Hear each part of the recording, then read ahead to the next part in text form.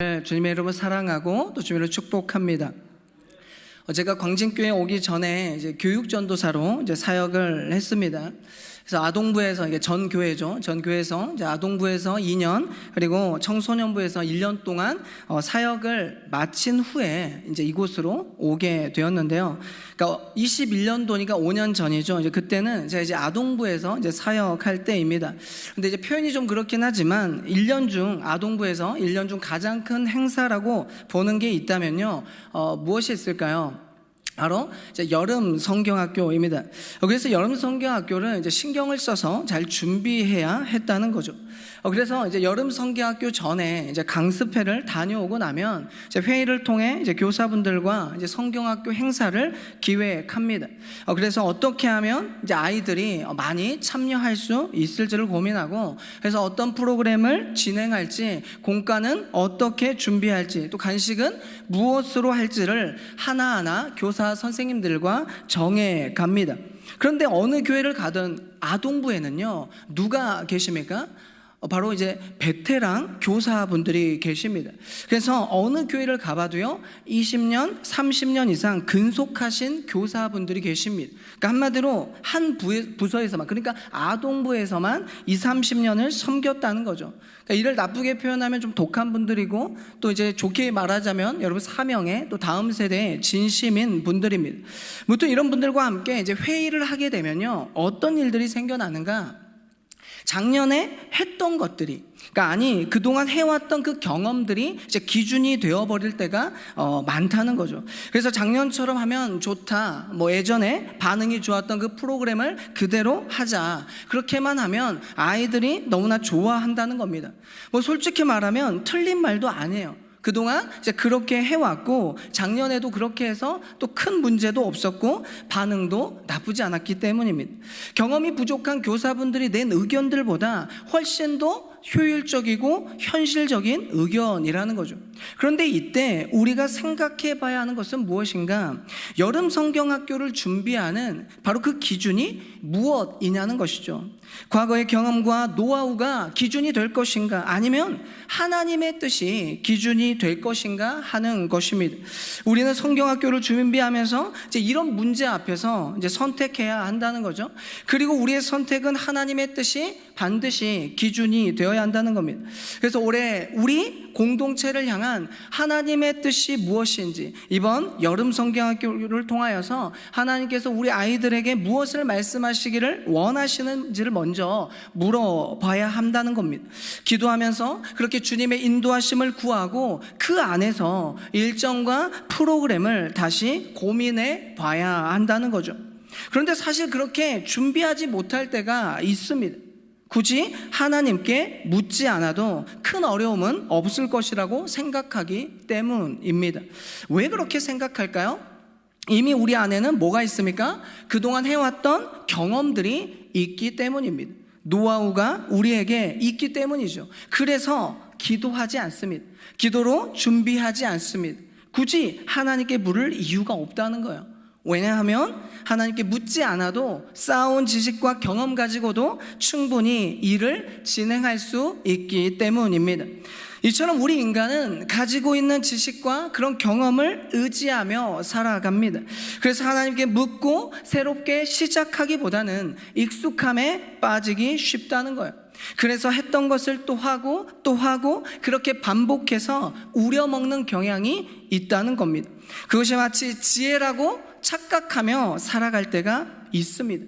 그런 우리들을 향해 하나님은 오늘 말씀을 통하여서 우리에게 어떻게 말씀하고 계실까요?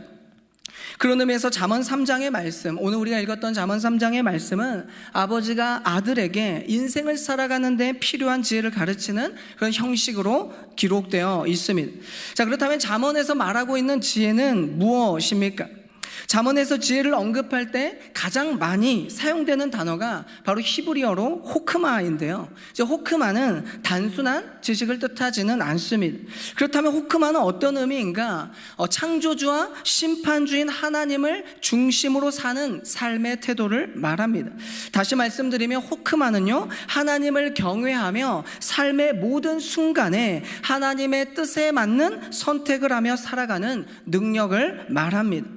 사실 성적이 좋다고 해서 지혜로운 것은 아니죠.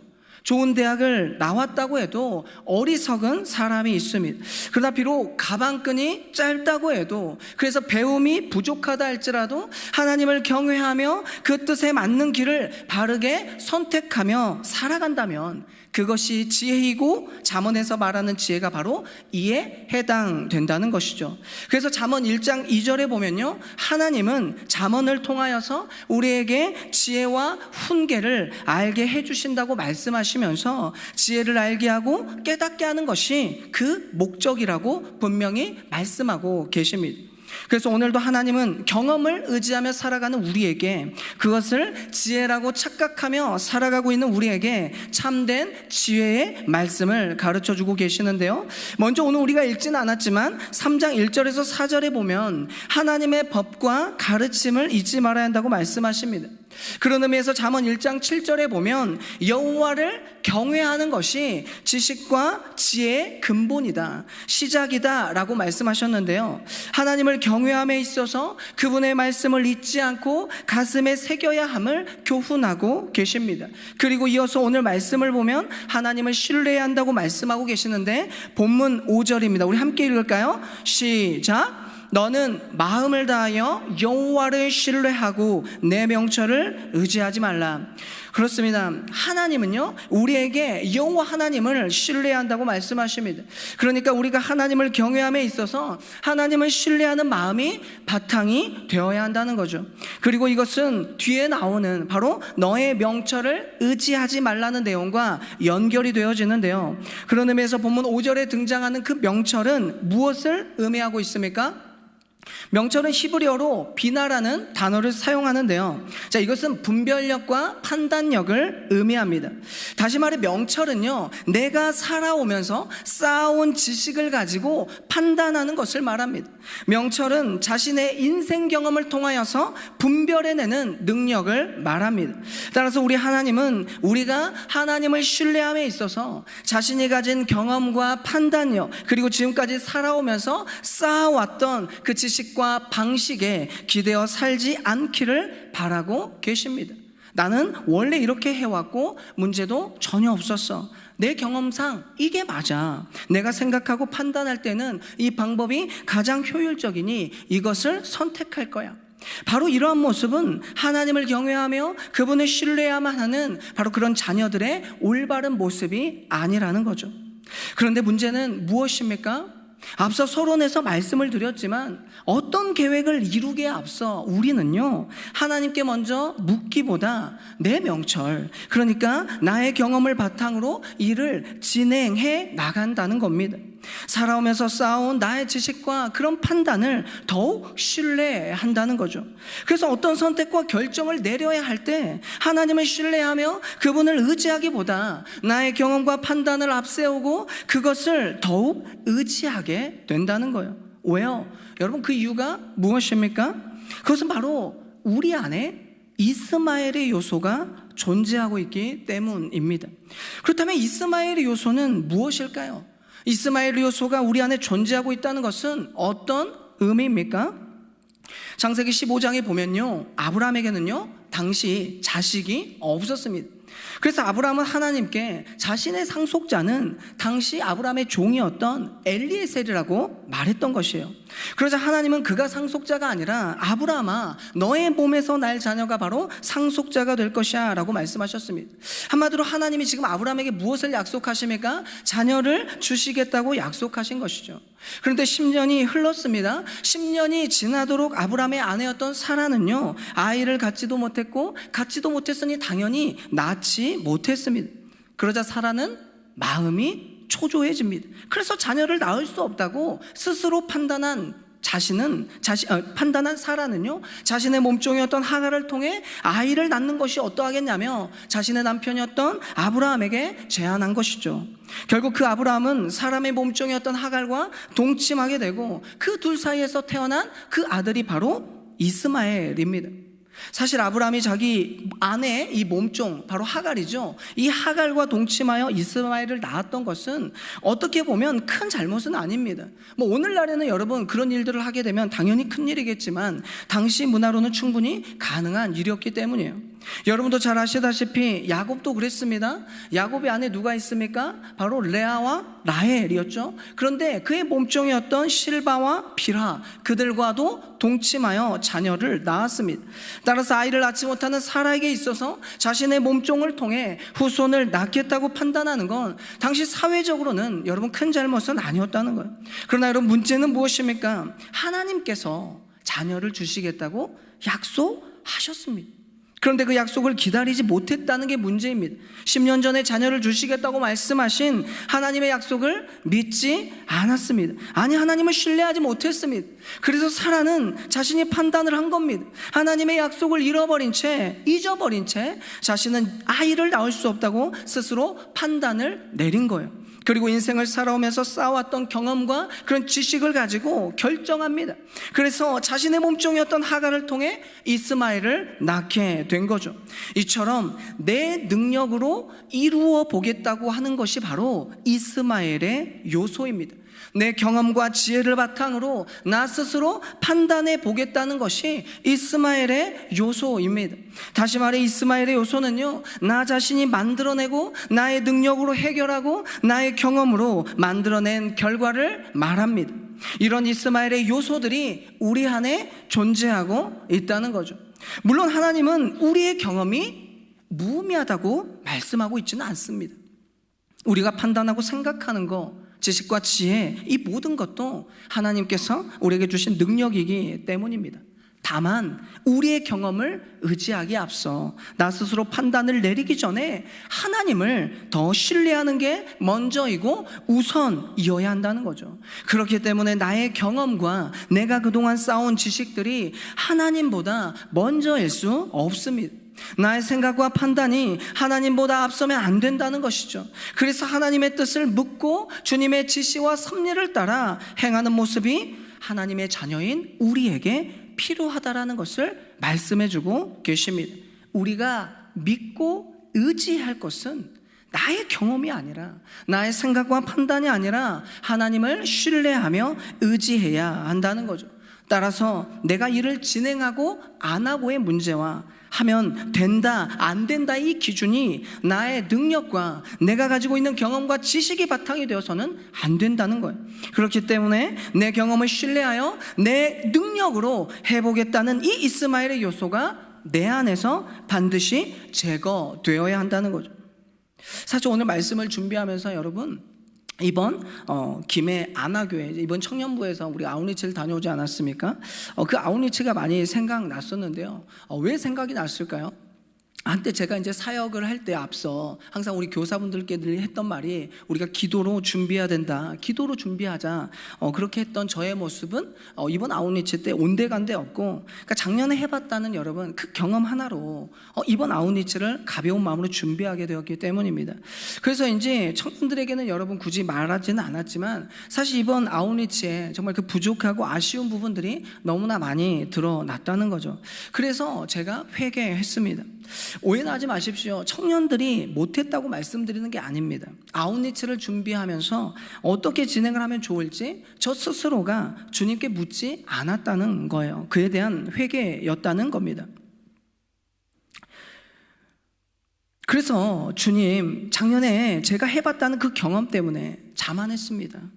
이번에도 그렇게 하면 되겠지라는 정말 그런 아니란 생각으로 주님께 묻지 않고 이번 사역을 준비했습니다. 그래서 용서해달라고, 앞으로 제가 사역을 준비하기에 앞서 가장 먼저 주님께 묻는 종이 되게 해달라고 회개했습니다.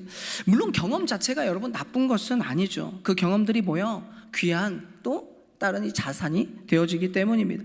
그런데 문제는 무엇입니까? 여러분, 그런 오랜 경험들이, 내 지식들이 마치 우상이 되어서 하나님의 자리를 차지하고 대신하고 있다는 거예요. 저도 처음에는 여러분 하나님께 묻는 사람이었습니다.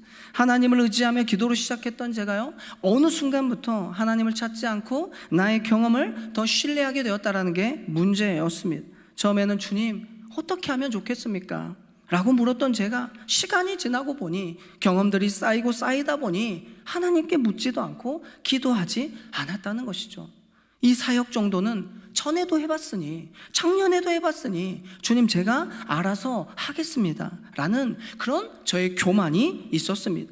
이처럼 저에게도 이스마엘의 요소가 존재하고 있었습니다. 하나님께 묻지 않고 내가 가진 능력과 경험으로 충분하다고 생각하는 정말 그런 마음이 저에게 있었습니다. 사역자로서 겉으로는요 하나님을 신뢰하는 것처럼 말하고 행동했지만, 실제로는 하나님보다 나 자신을 더 신뢰하고 나의 경험을 더 의지했던 교만이 제 안에 있었다는 겁니다. 그런데 중요한 것은 우리가 하나님을 경외하며 그분을 신뢰하는 삶을 살기 원한다면 이 이스마엘의 요소는 반드시 제거되어야 한다는 사실입니다. 왜요? 여러분, 그 이유가 무엇입니까? 여러분도 잘 아시다시피 하나님은요 이스마엘을 통해 하나님의 언약을, 그 기업을 이어가지 않으셨기 때문입니다. 그래서 우리가 창세기 17장에 보면 하나님은 아브라함에게 찾아오셔서 이렇게 말씀하시죠. 내가 사라에게 복을 주고 사라를 통해 아들을 낳게 할 것이다. 그리고 여러 민족의 어머니가 되게 하겠다고 말하면서 사라의 이름을 사라로 바꿔주신 거 아니겠습니까? 그때 아브라함의 반응은 어땠습니까? 그런 하나님의 이 약속을 들었던 이 아브라함의 정말 그 반응은 어떠했습니까? 하나님 말씀을 듣고 엎드려 웃었다고 성경을 표현하고 있습니다. 그도 그럴 것이, 당시 아브라함의 나이는요 99세였고 사라는 89세였기 때문이죠. 이는 결코 아이를 낳을 수 없는 나이였기 때문입니다. 그렇게 아브라함은 내년 이 시기에 자녀를 주시겠다고 그 말씀하시는 하나님의 말씀에 웃으면서 그냥 지금 내 옆에 있는 이스마엘을 통해 하나님이 하신 약속이 이루어져 가기를 원한다고 말합니다. 그러니까 여러분, 이게 무슨 말이에요? 하나님, 제 나이가 올해로 39세가 아니라 99세입니다. 이 나이에 무슨 아이가 생긴다고 그러세요? 저에게는 이스마엘이 있으니 이 아들을 통해 주님의 언약을 이루어 가십시오. 그러나 하나님께서는 분명히 아니다, 내 언약은 이스마엘과 이루지 않고 앞으로 태어날 이삭을 통해 이루겠다라고 분명하게 말씀하셨다는 거예요. 그렇다면 왜 이스마엘이 아니고 이삭입니까? 그것은 바로 이스마엘은요 인간적인 방법으로, 그러니까 아브라함이 자기 능력으로 낳은 아들이고 이삭은 하나님의 능력으로, 약속으로 낳은 아들이기 때문입니다. 여기서 중요한 것은 무엇입니까? 하나님의 약속은, 아니 하나님께서 이루시는 일은 우리의 지식과 우리가 그동안 쌓아온 경험과 노하우로 이루어가지 않으신다는 거예요. 스가랴 4장 6절입니다. 만군의 여호와께서 말씀하시되 이는 힘으로 되지 아니하며 능력으로 되지 아니하고 오직 나의 영으로 되느니라. 그렇습니다. 여기서 말하는 힘과 능력이 바로 무엇입니까? 인간적인 방법을 말합니다.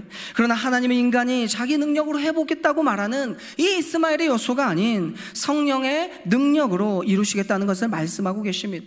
그런 의미에서 인간의 힘과 능력에는요 뭐가 있어요? 한계가 있습니다. 그래서 우리의 경험과 판단으로는요 실패할 때가 많다는 거예요. 우리는 그만큼 부족합니다. 나의 인생을 한 치 앞도 바라볼 수 없고 알 수도 없는 연약한 사람이에요. 그래서 우리는 당장 내일 일도 알지 못합니다. 내일 우리에게 어떤 일이 생겨날지를 우리는 알 수가 없어요. 그러나 우리 하나님은 그렇지가 않습니다. 우리 하나님은요 내일 일뿐만 아니라 앞으로 펼쳐질 우리의 인생을, 나의 인생을 모두 알고 계십니다. 따라서 우리는 어떻게 해야 하는가? 그 하나님을 신뢰하여 우리의 계획 그리고 인생을, 그 걸음을 하나님께 물어야 하고 여쭈어야 한다는 거예요. 그래서 6절은 이렇게 말합니다. 너는 범사의 그를 인정하라. 그리하면 내 길을 지도하시리라. 여기서 인정하라는 것은 히브리어로 야다라는 단어를 사용합니다. 야다는 주로 알다, 이해하다라는 뜻을 가지고 있죠. 그리고 여기서 말하고 있는 안다는 것은 단순히 머리로만 아는 데서 그치는 것이 아니라 하나님을 중심에 두며 삶을 살라는 거예요. 따라서 그를 인정하라, 하나님을 인정하라는 것은 하나님을 알기 위해, 그분의 뜻을 헤아려 알기 위해 무슨 일을 하든지 어떤 계획을 세우든지 하나님을 중심에 두고 여쭈어 보라는 뜻입니다.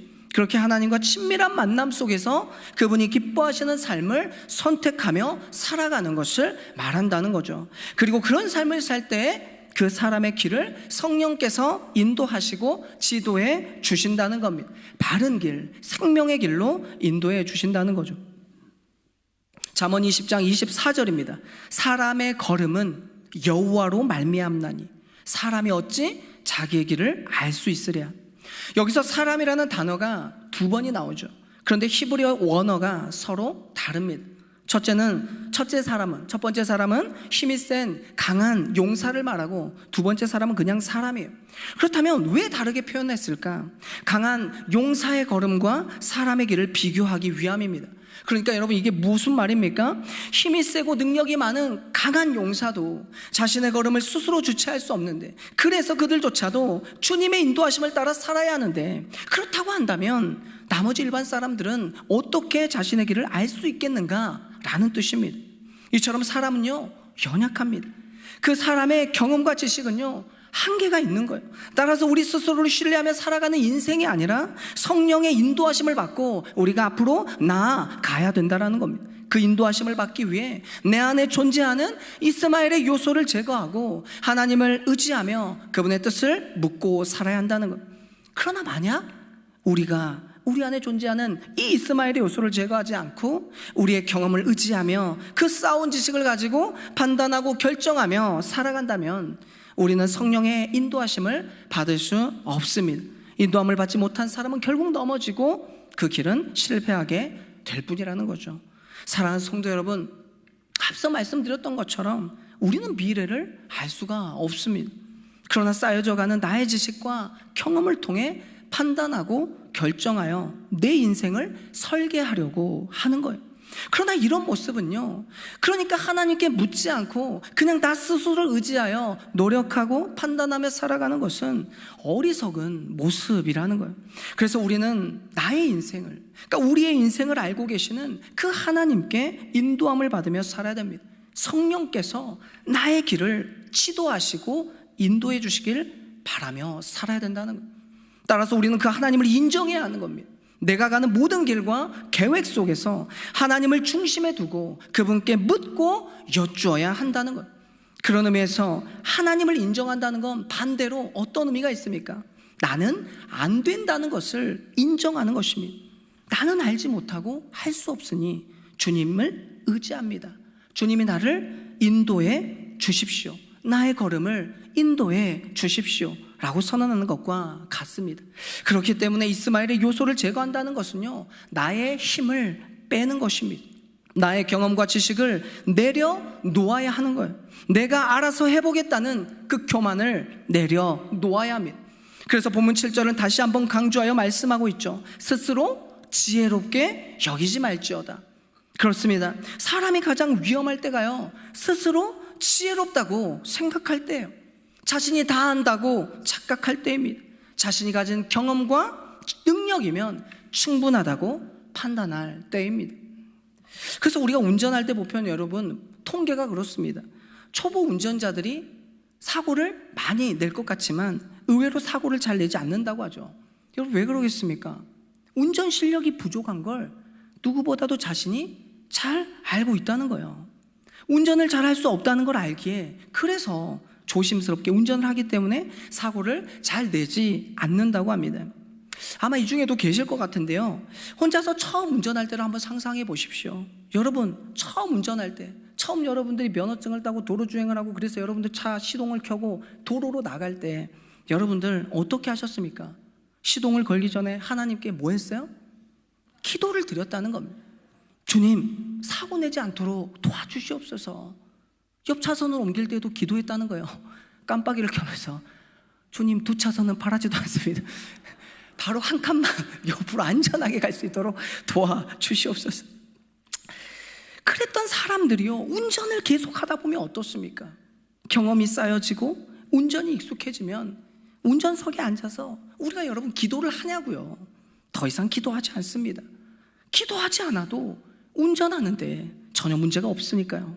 그래서 오히려 운전을 잘한다고 생각하는 그런 사람들이 사고를 많이 낸다는 거예요. 물론 여러분, 기도를 안 해서 사고가 났다는 건 아닙니다. 나의 운전 경력이면 문제없다고, 충분하다고, 그래서 잘할 수 있다고 생각할 때 사고가 많이 난다는 거예요. 그런 생각이, 착각이 위험하다는 겁니다. 마찬가지입니다. 무슨 일을 하든지 나의 지식 정도면, 내가 가지고 있는 경험이면 충분하다고 생각할 때, 그래서 나 스스로 지혜롭다고 생각할 때, 그때가 바로 위험하다는 거예요. 그래서 하나님을 찾지 않고 묻지 않는 인생은 위험하다는 겁니다. 내가 해보겠다고, 나 스스로 해보겠다고 하나님을 의지하지 않는 이 이스마엘의 요소가 위험하다는 거죠. 그렇기 때문에 나의 인생에서 하나님을 배제한 채 내 능력이면 충분하다, 내 경험이면, 내 지식이면 할 수 있다라는 이 이스마엘의 요소를 우리는 반드시 제거해야 합니다. 사랑하는 성도 여러분, 꼭 기억하십시오. 하나님은 우리의 경험과 능력으로 이루어진 것을 통해 영광 받기 원하시는 분이 아니십니다. 이스마엘의 요소가 존재하는 사람을 통해 일하시지 않으십니다. 다만 능력이 없어도 하나님을 신뢰하는 사람을 주목하시고, 경험이 좀 부족해도 하나님을 전적으로 의지하는 사람을 사용하십니다. 스스로 지혜롭게 생각하지 않고 하나님의 뜻을 묻는 사람을 오늘도 여전히 찾으시며 그 사람을 통해 하나님의 일을 이루어 가십니다. 바른 길, 생명의 길로 인도해 주십니다. 사랑하는 성도 여러분, 이스마엘의 요소는요, 내 능력으로 이루어보겠다는 것이라고 말씀드렸습니다. 그런데 중요한 건 이스마엘의 요소가 있다 할지라도 하나님을 부인하지는 않아요. 그러니까 우리 안에 이스마엘의 요소가 있어도 하나님을 부인하지는 않습니다. 이스마엘의 요소가 존재해도 교회를 잘 다니고요, 예배를 잘 드립니다. 그런데 선택해야 하는 그 결정적인 순간에는 하나님보다 다른 것을 더 신뢰한다는 거예요. 나를 더 의지한다는 겁니다. 나의 경험을, 나의 판단을, 나의 지식을 더 신뢰하고 의지한다는 거예요. 그런데요, 이것은 하나님 앞에 교만이라는 겁니다. 7절 하반절입니다. 여호와를 경외하며 악을 떠날지어다. 여기서 말하는 악은 스스로 지혜롭다고 생각하는 사람입니다. 이스마엘의 요소가 존재하는 사람이에요. 스스로 지혜롭다고 생각하는 사람, 이스마엘의 요소가 존재하는 사람, 바로 그 사람이 교만한 사람이라는 겁니다. 이것은 하나님 앞에 악한 일이라는 거예요. 그래서 그 악에서 떠나라고 말씀하십니다. 그렇기 때문에 내 인생이라는 그 무대의 중심에서 나는 비켜서야 하는 거예요. 그렇게 나의 안에 존재하는 이스마엘의 요소를 제거하고 항상 주님만이 내 인생을 지도하시고 인도하시도록 나의 인생이라는 그 무대 한가운데 주님을 모셔야 한다는 거죠. 하나님을 내 삶의 중심에 두고 그 하나님을 의지하며 살아야 합니다. 우리 모두가 그런 삶을 살기를 바라고 계십니다. 그래서 우리의 그 길을 인도하실 그 하나님을 신뢰하며 바른 길을 선택함으로써 주님이 주시는 그 지혜를 얻으며 살아가는 우리 모두가 되기를 예수님의 이름으로 간절히 소망합니다. 이 시간 함께 찬양하면서 오늘 하나님께서 우리에게 주신 말씀을 가지고 함께 결단했으면 좋겠습니다.